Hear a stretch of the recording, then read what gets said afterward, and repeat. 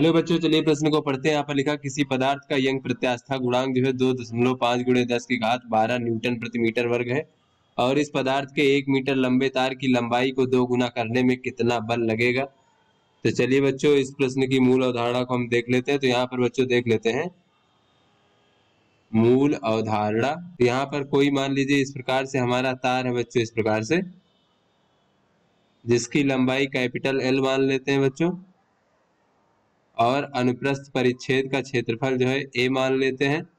तो इसमें बच्चों लगाया गया बल अगर एफ है बच्चों, जिससे इसकी लंबाई में वृद्धि मान लेते हैं इस प्रकार से, स्मॉल एल है बच्चों लंबाई में वृद्धि। तो यहाँ पर बच्चों ये जो यंग प्रत्यास्था गुणांक y बराबर होता है वो होता है अनुदैर्ध्य प्रतिबल भागे अनुदैर्ध्य विकृति। तो अनुदैर्ध्य प्रतिबल देख लेते हैं यहाँ पर, अनुदैर्ध्य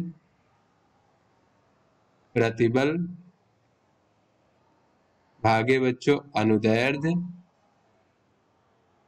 विकृति। तो इस प्रकार से बच्चों अगर हम देखें तो प्रतिबल क्या होता है, बल बटे क्षेत्रफल, अनुप्रस्थ काट का क्षेत्रफल, और अनुदैर्ध्य विकृति क्या हो जाएगी बच्चों, लंबाई में परिवर्तन भागे बच्चों प्रारंभिक लंबाई। तो इस प्रकार से इसको हम कह सकते हैं एफ एल भागे ए एल, इस प्रकार से।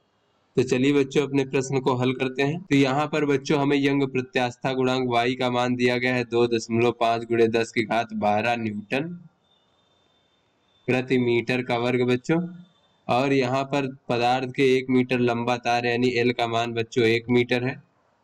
तो इसकी लंबाई को 2 गुना कर दिया गया बच्चों। तो लंबाई में परिवर्तन अगर देखें तो स्मॉल एल बराबर कितना हो जाएगा बच्चों,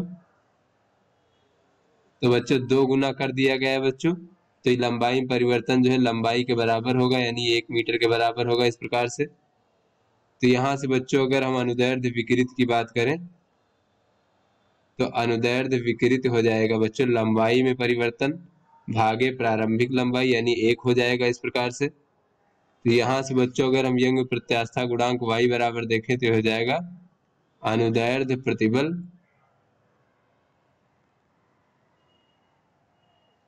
भागे बच्चों अनुदैर्ध्य विकृति। तो बच्चों अनुदैर्ध्य विकृति का मान तो 1 है। तो इस प्रकार से जब हम अनुदैर्ध्य प्रतिबल का मान ज्ञात करेंगे बच्चों